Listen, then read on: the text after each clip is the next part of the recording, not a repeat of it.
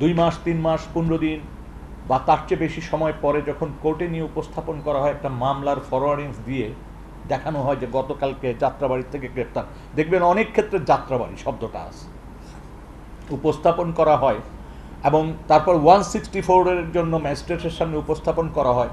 Magistrate কিছুক্ষণ কথা বলার পর যখন দেখে যে পুলিশের বয়ানের সাথে তার বয়ান মিলছে না, সে পুলিশকে ডেকে বলে দেয়, কি নিয়ে আসছো মিয়া, ও তো কিছুই বলছে না।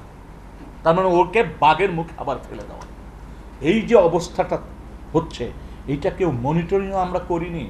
আমরা সব সময় কেন যেন পুলিশকে ধরতে বেশি ইন্টারেস্টেড, আর্মিকে ধরতে ইন্টারেস্টেড, আনসারকে ধরতে ইন্টারেস্টেড, কিন্তু ম্যাজিস্ট্রেট বা আদালত নিয়ে কথা বলতে চাই না।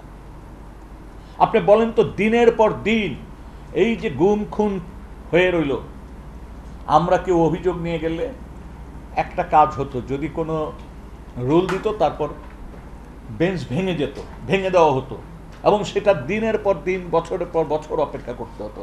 এই যে তাদের মামলা তো এখনো হয়নি, অনেকের মামলা এটা পেন্ডিং রয়ে গেছে বেঞ্চ ভাঙার কারণে। আচ্ছা, একটা জিনিস আমার কাছে যেটা পরিষ্কার মনে হচ্ছে যে এখনকার পরিস্থিতিতে আমরা অনেকে উল্লাসিত হতে পারি যে আমরা অনেক কথা বলতে পারার সুযোগ আছে আমাদের এখনো রাস্তায় গুলি করে না, উঠায় নিচ্ছে না। আসলে দেখেন, মবের কারণে কিন্তু সবাই আমরা ভীত,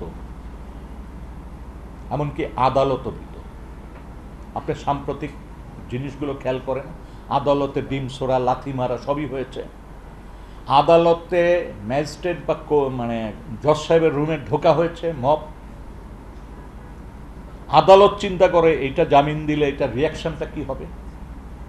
এই প্রাক ধারণা থেকে অনেকে ন্যায্য বিচার থেকে বঞ্চিত হচ্ছে। এই কথাগুলি আমরা কেন বলবো না এখন?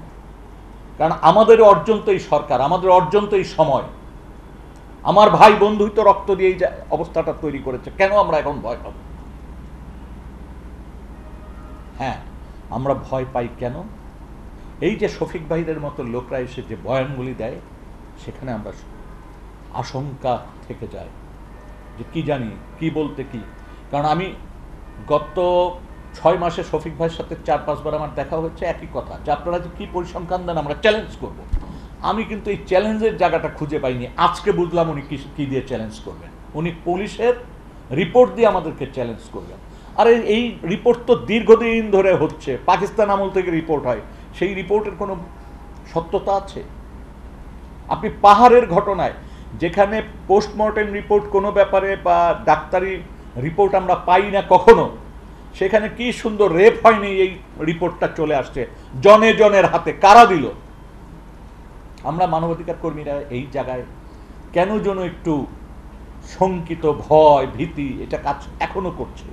আগে করতো যে র্যাব উঠায় নেয় কিনা, এখন হচ্ছে রাস্তায় কিছু মানুষ জড়ো হয়ে আমারে না ফ্যাসিবাদের আলেম বলে দেয়। এই যন্ত্রণার থেকে বাঁচার উপায় কি, এটা দেখতে হবে। এবং শেষ কথা হচ্ছে, এই জায়গার থেকে মুক্তি পেতে হলে আমাদেরকে এক হতে হবে।